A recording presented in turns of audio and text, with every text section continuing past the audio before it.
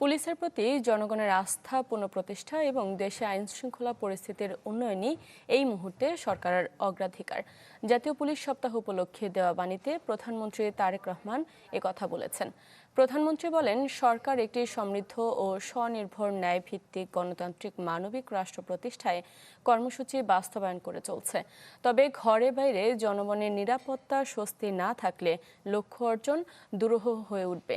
তিনি আরও জানান, জনগণ এখন গুম, অপহরণ আর ভয়ের সংস্কৃতিমুক্ত একটি রাষ্ট্র এবং সমাজ দেখতে চায়, যেখানে জানমালের ভয় থাকবে না, হবে না অবিচার, অনাচার কিংবা নির্যাতন নিপীড়ন।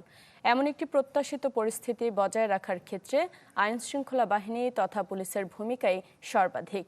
মব সহিংসতা, কিশোর গ্যাং এবং মাদক দ্রব্যের বিস্তার ঠেকাতে পুলিশের আরও কার্যকর ভূমিকা প্রত্যাশা করেন প্রধানমন্ত্রী।